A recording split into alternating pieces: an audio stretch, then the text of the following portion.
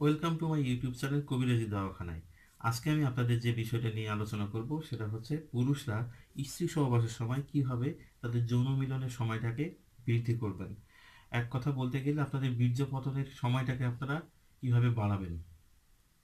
তো আজকের এই টিপসে যে দুটো বিষয়, যে দুইটা উপকরণ আপনাদেরকে আমরা দেখাবো সেটা হচ্ছে জিরা, যেটা আমরা বাসায় মশলা হিসেবে ইউজ করি। এটা বিশ্বের যে কোনো, সেই ইউরোপ বলেন, এশিয়ায় বলেন, যে আফ্রিকা বলেন, যে কোনো মহাদেশেই, যে কোনো রাষ্ট্র থেকেই আপনি এই উপকরণ দুইটা ইজিলি পাবেন, জিরা এবং দুধ। তো আপনাকে আমি কিভাবে ব্যবহার করবেন, কিভাবে ইয়ে করবেন, আমি আপনাদের সব কিছুই বলবো। একটু তার আগে আহ, একটু বলে নিই। দুধটা হতে হবে খাঁটি দুধ এবং জিরা। এই আজকে যে টিপসটি দিব, এই টিপসটি মূলত আপনারা স্ত্রী সহবাসের করার আগে, এক কথা সহবাস যাওয়ার 1 ঘন্টা আগে খেয়ে নেবেন। যেভাবে বলবো ঠিক সেভাবে খেয়ে নেবেন। রাতে খাওয়ার কিছুক্ষণ পরেই 10 থেকে 15 মিনিট পর আপনারা এটা খেতে পারেন। তারপর 1 ঘন্টা পর, 1 ঘন্টার আগে নয়, 1 ঘন্টা পর আপনারা স্ত্রী সহবাসে যেতে পারেন। যাদের একটু উগ্র মেজাজ কিংবা খুব রাগী স্বভাবের যারা, তাদেরকে বলি, এবং যারা ব্লাড প্রেশারে আছেন তাদেরকে বলি, আপনারা আসলে খুব যখন আপনার মেজাজ যদি উগ্র থাকে, খুব যদি রাগী মেজাজ হয়, রাগী স্বভাবের হন আপনি, আপনার ওই সময়, যে সময় আপনি সহবাসে যাবেন, সেই সময়টাকে নিজের মনটাকে একটু স্থির রাখার চেষ্টা করবেন। আসলে এটা সবার আগে মনস্তাত্ত্বিক বিষয়। এটা প্রথম দরকার আপনার মনটাকে আপনাকে নিয়ন্ত্রণে রাখতে হবে, মনটাকে ঠান্ডা রাখতে হবে। তাহলে আপনি এটা বলা যেতে পারে যে আপনি এই ইয়েটাতে আপনি সব সময় সফল থাকবেন এই বিষয়টাতে।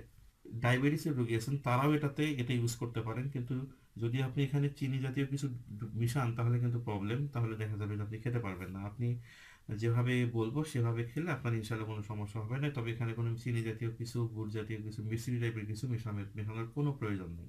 আপনারা কিভাবে খাবেন উপকরণটি সেটা একটু আপনাদেরকে বলে দিই।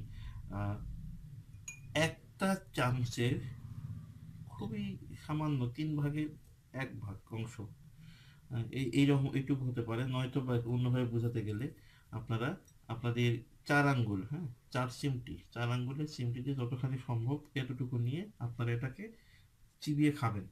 চিবিয়ে খাওয়ার পরে একটু পরিষ্কার করে নেবেন, যদি আপনার মনে কোনো সংকোচ থাকে জেলাটাকে একটু ধুয়ে নিয়ে ঠিক এই পরিমাণ, কিংবা 3/1 ভাগ চামিচের অংশ আপনারা চিবিয়ে খাবেন। খাওয়ার পরে আপনারা খাইলে কিন্তু আপনার শরীরে দেখা যাবে যে একটা গন্ধ, কিংবা আপনার হয়তো বা বমি বমি ভাবও লাগতে পারে, এক একজনের এক এক রকম।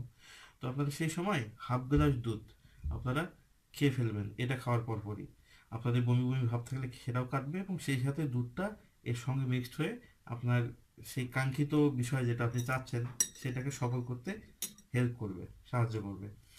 আর এটা আপনারা অবশ্যই, আবারও বলি, এটা স্ত্রী সহবাসে মানে যৌন মিল, আপনার স্ত্রীর সাথে মিলনের মিনিমাম 1 ঘন্টা আগে আপনারা এটা খাবেন। 1 ঘন্টা পরে আপনারা সহবাসে লিপ্ত হতে পারেন।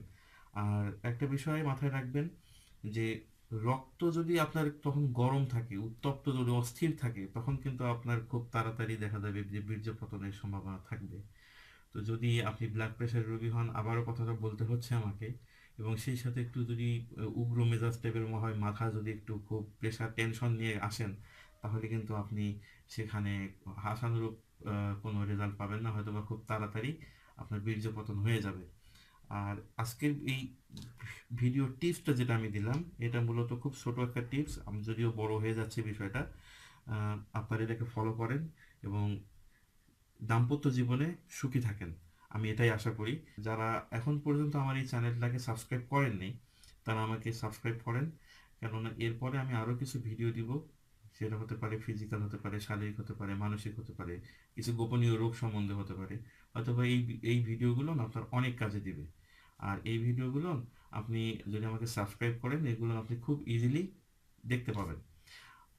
এবং সেই সাথে যারা ফেসবুক, টুইটার, পিন্টারেস্ট, বিভিন্ন সোশ্যাল নেটওয়ার্ক ইউজ করতেছেন, তারা আমার এই চ্যানেল, এই ভিডিওটিকে লাইক দেন, শেয়ার দেন সেখানে, যাতে দেখা আপনার আপনার মতো আপনার বন্ধুরা যারা এই রকম টিপস খুঁজতেছেন, কিংবা এই রকম প্রবলেম প্রবলেম ফেস করতেছেন, তারা হয়তো এই ভিডিওটা দেখে অনেক বেশি উপকৃত হবে।